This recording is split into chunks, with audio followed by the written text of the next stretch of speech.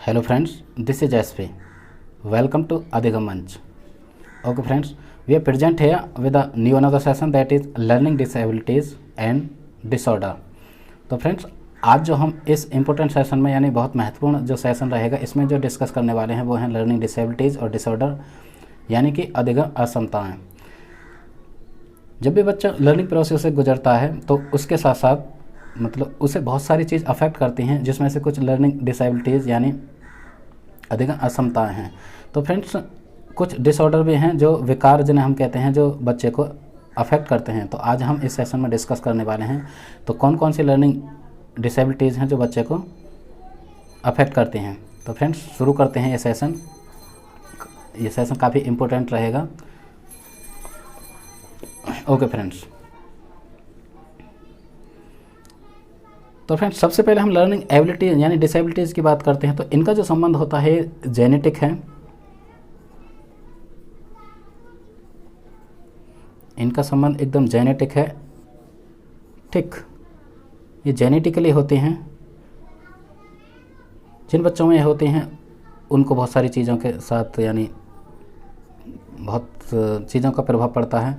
यानी लर्निंग की बात करें या रीडिंग की बात करें या फिर राइटिंग स्पीकिंग आदि सब की बात करें तो वो कोऑर्डिनेशन नहीं कर पाते। तो ये जेनेटिक हो गई। एंड यानी न्यूरोबायोलॉजिकल फैक्टर,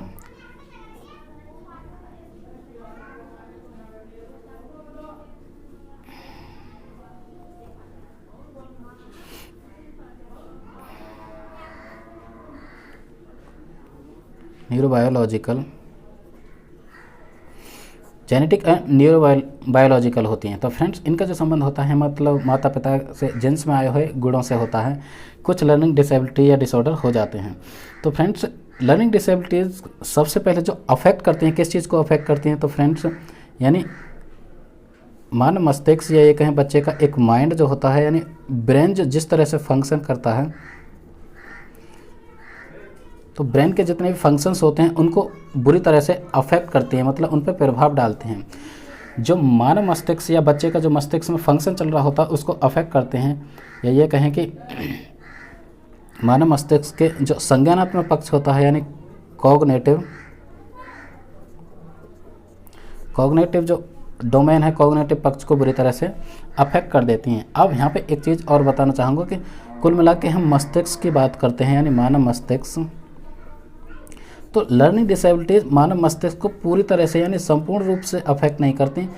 तो क्योंकि मानव मस्तिष्क जो फंक्शन करता है एक वायर यानी वायर की तरह फंक्शन करता है। इसमें बहुत सारे वायर तार बिछे रहते हैं कुल मिला के, क्योंकि अलग अलग तरह के फंक्शंस होते हैं। चाहे हम कॉग्निटिव फंक्शंस की बात करें, ठीक है, या फिर हम लैंग्वेज डेवलपमेंट से संबंधित फंक्शंस की बात करें, ठीक है, या कोऑर्डिनेशन जो फंक्शन होते हैं। तो माइंड में अलग अलग तरह से फंक्शंस के कुछ ये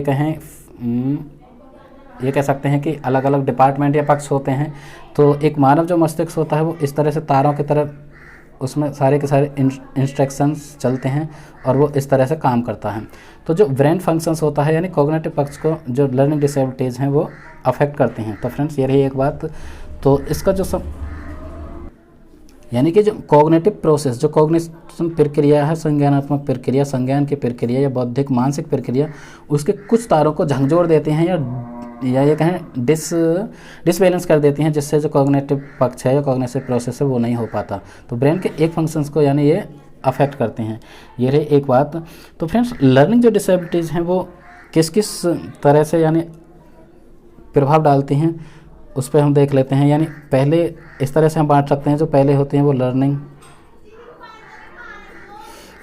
लर्निंग बेसिक स्किल्स, जो सबसे पहले जो अफेक्ट करते हैं वो कुछ बेसिक स्किल्स होती हैं। लर्निंग अधिगम से संबंधित जो बेसिक स्किल्स हैं उनको यानी अधिगम कौशल जो बेसिक होते हैं उनको अफेक्ट करते हैं। इसमें हम बेसिक लर्निंग स्किल्स में कह सकते हैं हम कि रीडिंग हो गई, यानी ये कहें कि रीडिंग से संबंधित जितने भी माइंड में जो वायर होते हैं, जो सिस्टम, जो फंक्शन होते हैं उनको अफेक्ट करते हैं। इसके साथ साथ राइटिंग हो गई, क्योंकि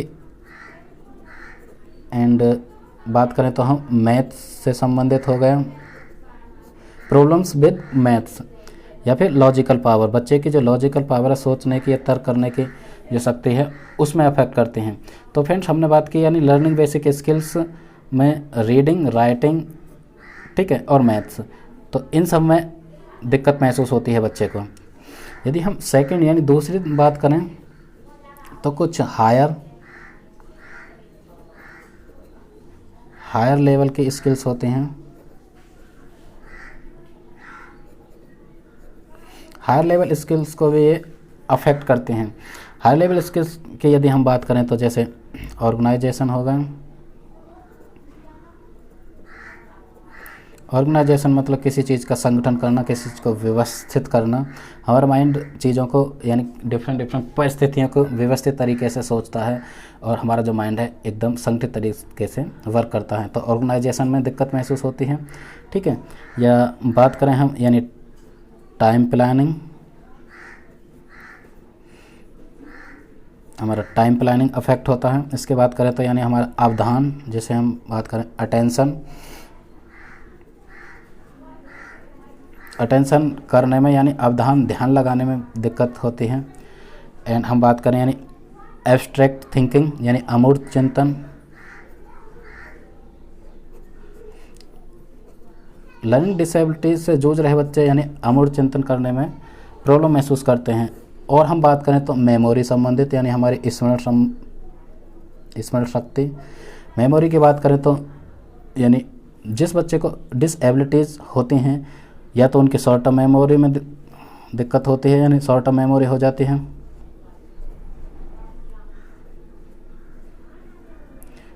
या फिर long term memory.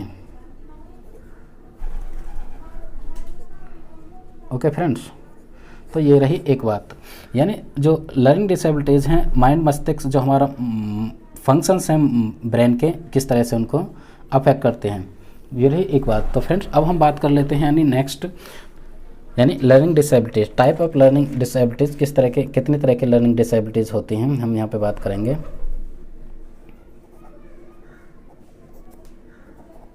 Type of learning disabilities यानी LD। तो फ्रेंड्स लर्निंग डिसेबिलिटीज जो क्वेश्चंस में कई बार पूछी भी जाती हैं, एग्जाम में बहुत बार पूछे भी गए हैं, उसमें हम बात कर लेते हैं। सबसे पहले जो फर्स्ट आती है वो है हमारी यानी डिस्कैल्कुलिया।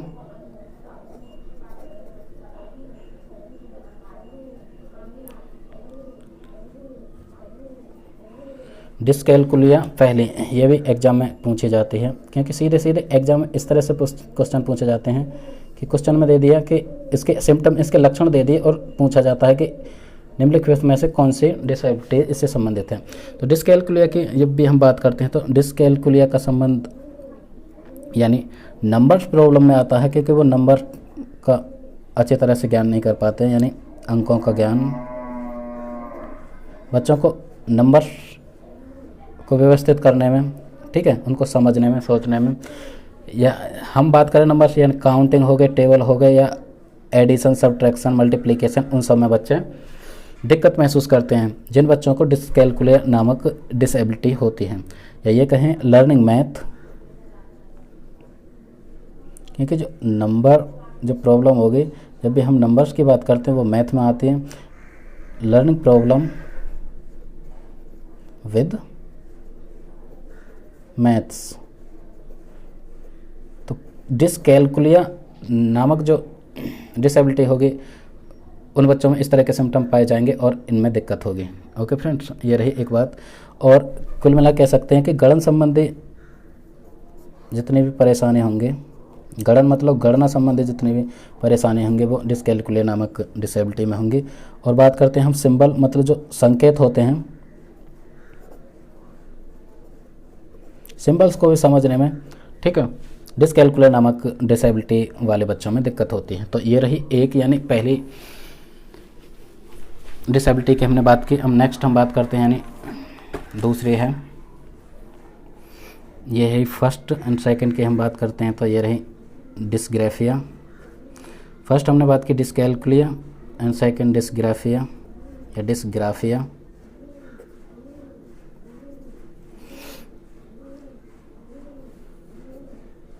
डिस्कैल्कुलिया यानी फर्स्ट वाली को हम किस तरह से याद कर सकते हैं, कैलकुलिया से आप यानी एसोसिएट कर सकते हैं कि मतलब कैलकुलेशन से संबंधित है। तो कैलकुलेशन कहाँ पे होती है? कैलकुलेशन होती है नंबर्स में और मैथमेटिक्स। तो कुल मिला के डिसकैलकुलेशन संबंधित हो गए मैथमेटिक्स से, मतलब problem with mathematics. And dysgraphia की बात करते हैं, ग्राफ से संबंधित बात कर सकते हैं। तो ग्राफ से संबंधित जो बात रहेगी वो रहेगी हमारी मतलब इस तरह की जो डिसेबिलिटी होगी वो लेखन संबंधी यानी लिखने राइटिंग से संबंधित जितने भी प्रॉब्लम होंगी वो महसूस होंगे इस तरह की डिसेबिलिटी में बच्चे के साथ।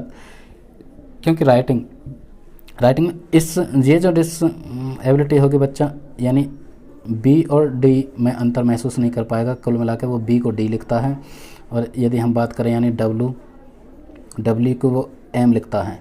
तो इस तरह की जो असमता रहेगी ये डिसग्राफिया रहेगी यानी लेखन संबंधी।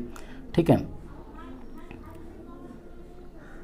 तो स्पेलिंग संबंधी भी विकार इसी में रहेगा। यदि हम बात करें तो ये जो डिसग्राफिया संबंधित है ये है सीधे यहाँ से भी क्वेश्चन पूछा जाता है कि डिसग्राफिया का संबंध किस स्किल से है। तो ये फाइन मोटर स्किल से इसका संबंध है। फाइन मोटर स्किल हम डिस्कस कर चुके हैं, क्या होती है फाइन मोटर स्किल। तो फाइन मोटर स्किल्स वो होती है क्योंकि फाइन मोटर स्किल्स में हम अपनी बॉडी, अपनी जो शरीर है उसकी फाइन यानी छोटी छोटी मांसपेशियों का यूज करते हैं, क्योंकि लिखने में हमारी उंगली, हाथ और कलाई आदि का यूज होता है। तो फाइन मोटर स्किल्स में प्रॉब्लम होती है तो इसका संबंध फाइन मोटर स्किल्स से है। यानी डिसग्राफिया लेखन संबंधी होगी, लिखने संबंधी में जो विकार होंगे वो रहे। ठीक है फ्रेंड्स, ये रही एक बात। नेक्स्ट यानी 2 हो गई। अब हम थर्ड की बात कर लेते हैं। जो तीसरी हमारी डिसेबिलिटी है वो तीसरी रहेगी यानी डिसलेक्सिया, जो काफ़ी इम्पोर्टेंट है, अक्सर यही पूछी जाती है। फ्रेंड्स, हिंदी और इंग्लिश में इनके दोनों इसी तरह से नाम पूछे जाते हैं। इंग्लिश में या हिंदी में अलग से नाम नहीं पूछा जाता।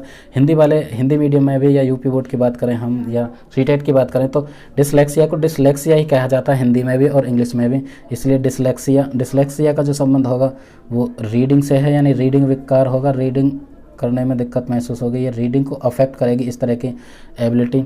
रीडिंग के साथ साथ यदि हम बात करें तो ये डिसलेक्सिया में यानी बच्चे के साथ जो प्रॉब्लम आएंगे वो लैंग्वेज संबंधी भी आएंगे,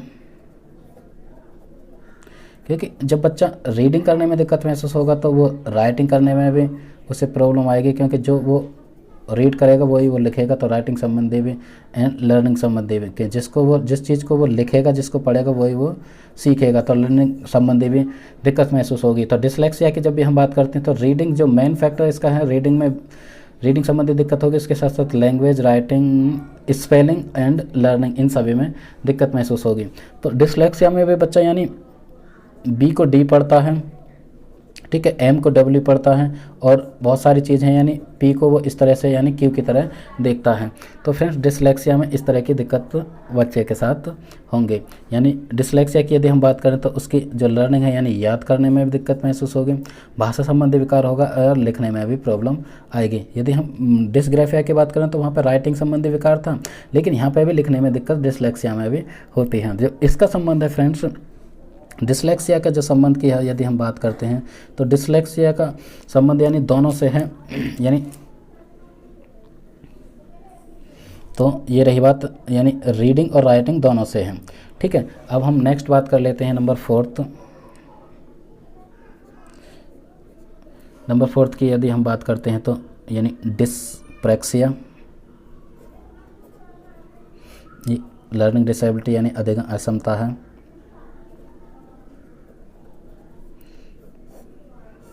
तो फिर डिस्प्रैक्सिया का संबंध जहाँ तक हम मानते हैं, डिस्प्रैक्सिया का संबंध यानी मसल कंट्रोल,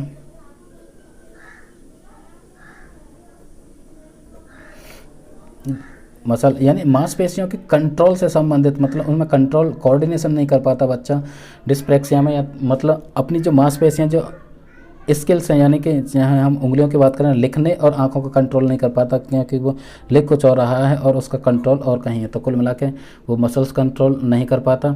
ठीक है, इसकी यदि हम बात करते हैं तो जब मसल कंट्रोल नहीं कर पाएगा कुल मिला के बच्चा, मतलब उसके अपने मस्तिष्क के साथ साथ मसल का कोऑर्डिनेशन नहीं हो पाएगा, तो उसमें जो प्रॉब्लम आएंगे यानी लैंग्वेज,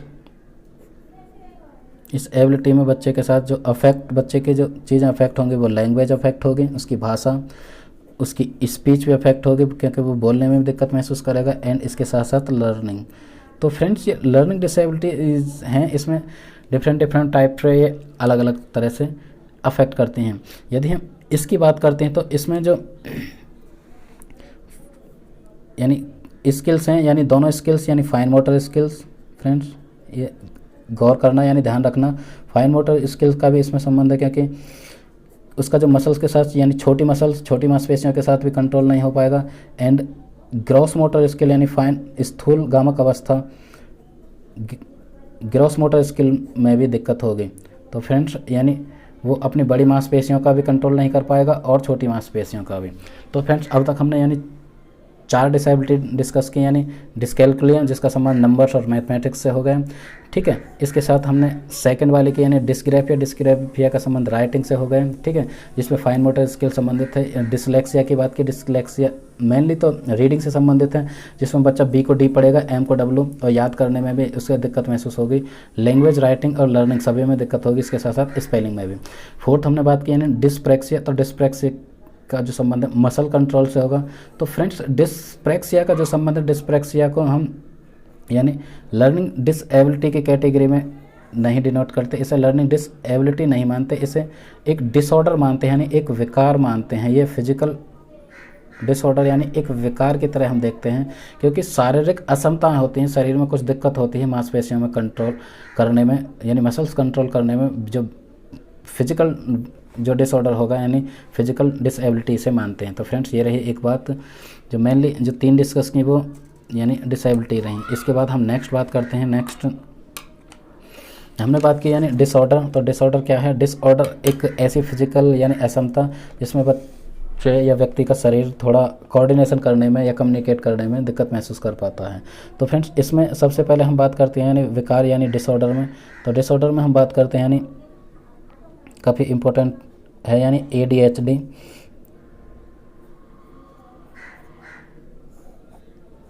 ADHD क्या है उसके बारे में बात कर लेते हैं। तो फ्रेंड्स ADHD एक डिसऑर्डर यानी विकार है। डिसऑर्डर एक विकार, चाहे फिजिकल डिसऑर्डर कह सकते हैं, क्योंकि चाहे हम फाइन मोटर स्किल्स की बात करें या ग्रॉस मोटर स्किल की बात करें, दोनों संबंधित विकार होता है, मतलब दोनों में प्रॉब्लम महसूस होती है। तो ADHD में होता क्या है? ADHD में जो होता है यानी डिफ़िकल्टी, कुछ जो परेशानी महसूस होती है यानी डिफ़िकल्टी,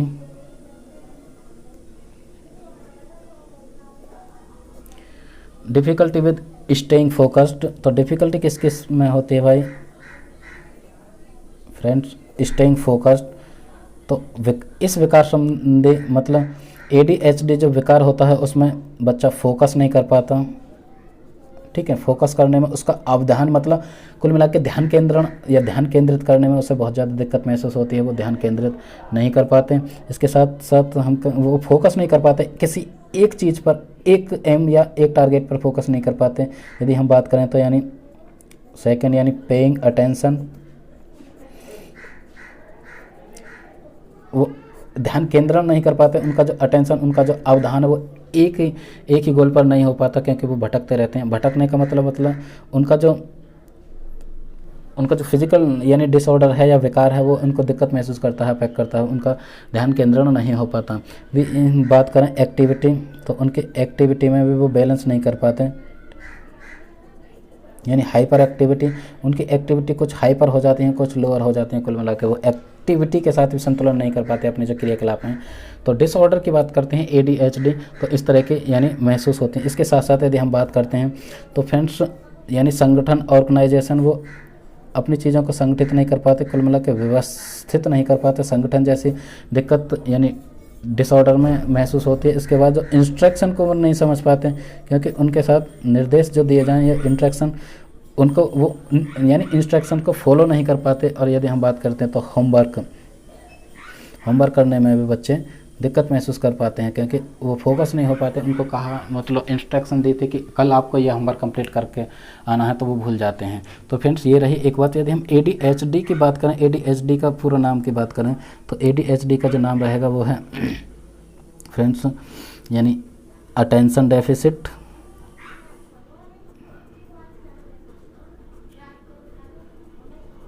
यानी अटेंशन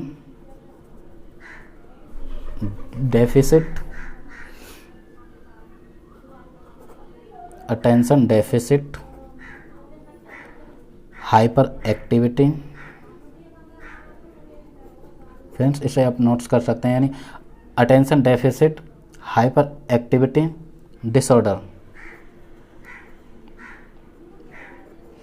तो ADHD की हम बात करते हैं, यानी अटेंशन डेफिसिट, अटेंशन करने में यानी अवधान करने की जो कमी, डेफिसिट मतलब एक कमी है, और हाइपर एक्टिविटी डिसऑर्डर, तो उनकी जो एक्टिविटी एकदम हाइपर होती हैं, वो अपने एक्टिविटी यानी अटेंशन नहीं कर पाते, ठीक है, और हाइपर एक्टिविटी डिसऑर्डर, कुल मिला के उनकी एक्टिविटी, उनके क्रियाकलाप पे उनका जो अटेंशन एक अवधान है या एक फोकस है, ठीक है, वो नहीं हो पाता। तो ADHD यानी अटेंशन डेफिसिट हाइपर डिसऑर्डर, ये रही एक बात। हम दूसरे की बात कर लेते हैं, यानी दूसरा एक और विकार है, यानी ADHD के साथ साथ यानी ASD भी आता है। तो फ्रेंड्स ASD का संबंध यानी ASD यानी ऑटिज्म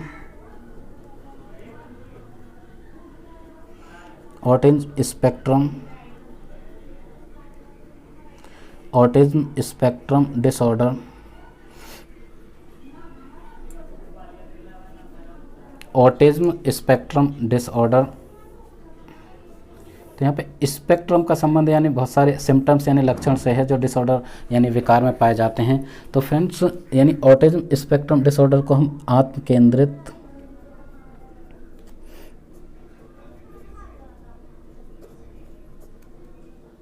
स्पेक्ट्रम विकार के नाम से भी जानते हैं, यानी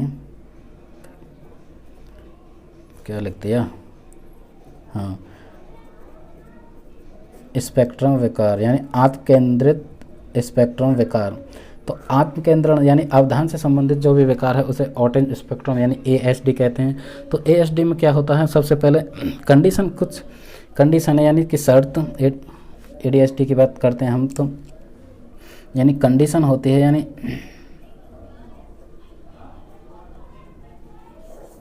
कंडीशन की यदि हम बात करें तो यानी ब्रेन डेवलपमेंट, जो किसी बच्चे का, किसी भी यानी इंसान का जो ब्रेन डेवलपमेंट चल रहा होता है, या ये कहें मस्तिष्क यानी ब्रेन का जो विकास चल रहा होता है, ब्रेन डेवलपमेंट चल रहा होता है, उसमें दिक्कत महसूस होती है, कुल मिला के एक विकार उत्पन्न हो जाता है, ठीक है। तो उसके साथ साथ क्या लक्षण होते हैं, यानी सिम्टम्स की बात कर लेते हैं। यानी ASD यानी ऑटिज्म स्पेक्ट्रम डिसऑर्डर में यानी डेवलपमेंट रुक जाता है यानी ब्रेन का, तो उसमें यानी दूसरों के साथ सामाजिक व्यवहार में दिक्कत। पहले बात करें तो यानी सामाजिक, यानी इस डिसऑर्डर के बच्चे या व्यक्ति सामाजिक व्यवहार नहीं कर पाते, सामाजिक व्यवहार में परेशानी महसूस करते हैं। परेशानी इस तरह से क्योंकि एक गिल्ट महसूस करते हैं, उनका जो सोशल इंटरेक्शन है वो नहीं हो पाता, ये बात कहें हम, यानी सोशल इंटरेक्शन, समाज के साथ एक इंटरेक्शन करने में वो उनको दिक्कत महसूस होती है, यानी समाज से वो बहिष्कृत से अपने आप को महसूस करते हैं। महसूस नहीं, कुल मिला के वो सोशलाइजेशन नहीं कर पाते, सामाजिकरण का जो प्रोसेस है उसके अंतर्गत नहीं आ पाते, वो कर नहीं पाते। या भी बात करें सोशल इंटरेक्शन के साथ साथ वो कम्युनिकेशन नहीं बैठा पाते, एक समाज के साथ कम्युनिकेट नहीं कर पाते, इसलिए वो सामाजिक व्यवहार में परेशानी दिक्कत कर पाते हैं। या ये कहें कि उनका जो व्यवहार है समाज के अकॉर्डिंग यानी असंतुलित रह जाता है। तो फ्रेंड्स ये रही बात, यानी ASD, हमने बात की ADHD यानी attention deficit hyper activity disorder, and ASD यानी ऑटिज्म स्पेक्ट्रम डिसऑर्डर, ठीक है। तो फ्रेंड्स ये कुछ डिसऑर्डर की बात की हमने इस सेशन में, जो हमने बात की यानी डिसेबिलिटीज एंड डिसऑर्डर। इसके साथ साथ एक और बात कर लेते हैं फ्रेंड्स, एक और डिसेबिलिटी यानी 4 करे हमने, इसके साथ साथ फिफ्थ है यानी अफेजिया।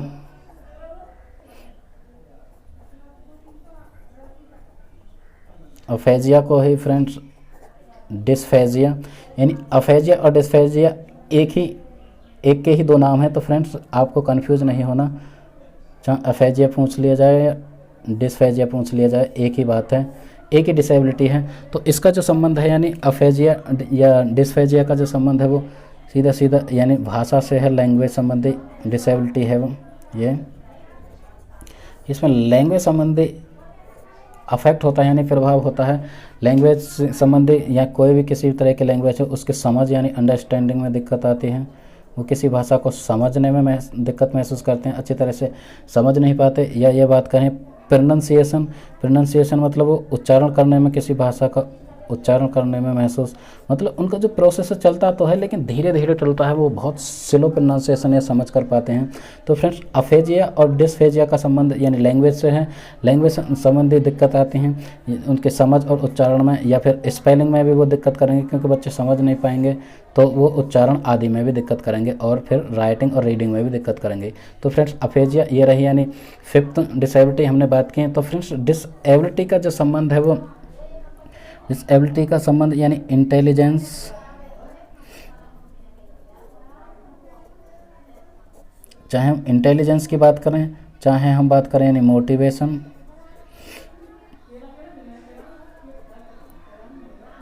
तो फ्रेंड्स ऐसा नहीं है कि इस तरह जिस बच्चों में डिसेबिलिटी है वो इंटेलिजेंट नहीं है यानी बुद्धि क्षमता उनकी बहुत कम है, या मोटिवेट नहीं हो पाते यानी मोटिवेशन यानी अभिप्रेरणा नहीं है, वो बच्चे अभिप्रेरित हो पाते हैं, उनके अंदर बुद्धि यानी इंटेलिजेंस भी होती है।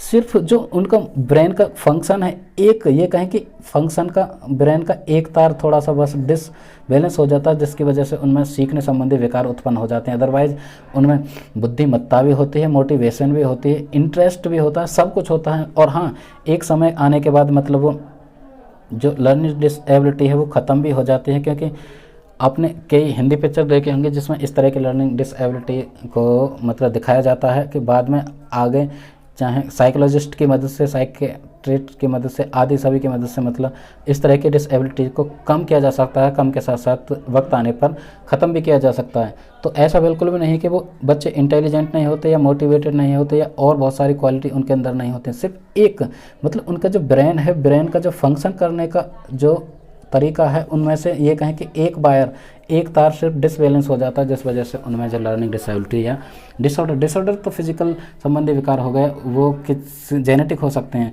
तो फ्रेंड्स ये रही एक बात, यानी इस सेशन में हमने बात की, इस सेशन में जो हमने बात की फ्रेंड्स यानी देख लेते हैं, यानी लर्निंग डिसेबिलिटी और डिसऑर्डर की बात की। तो फ्रेंड्स ये सेशन आपको पसंद आया हो, काफ़ी इंपॉर्टेंट सेशन है, क्योंकि लर्निंग डिसेबिलिटी से 2 क्वेश्चन, डिसऑर्डर और डिसेबिलिटी से 2 क्वेश्चन तो हमेशा कोई भी टीचिंग एग्जाम ऐसा अभी तक मैंने नहीं देखा जिसमें ना आया हो। हर एग्जाम में आता है, चाहे वो CTET हो, KVS हो, NVS हो, सुपर टेट हो, UP टेट हो या MP टेट आदि सभी में। तो टीचिंग रिलेटेड जितने भी एग्जाम्स होते हैं सभी में लर्निंग डिसेबिलिटी और डिसऑर्डर से क्वेश्चन आते हैं। तो फ्रेंड्स ये जो हमने चीज़ें डिस्कस की, यानी जितने भी डिसेबिलिटी और डिसऑर्डर इस सेशन में डिस्कस किए उन्हीं से क्वेश्चन आते हैं। तो फ्रेंड्स इस सेशन को ज़रूर से ज़रूर कंप्लीट देखें और अपने फ्रेंड्स के साथ शेयर करें। यदि आपको ये सेशन अच्छा लगा, ठीक है, थोड़ा बहुत मोटिवेट कर पाया या आपकी अंडरस्टैंडिंग को बेहतर कर पाया या आपको कुछ भी समझ आया हो, तो फ्रेंड्स हमें यानी लाइक के थ्रू मोटिवेट करें और कमेंट के थ्रू अपना फीडबैक ज़रूर से दें। Okay friends, that was SP Singh, thanks for watching.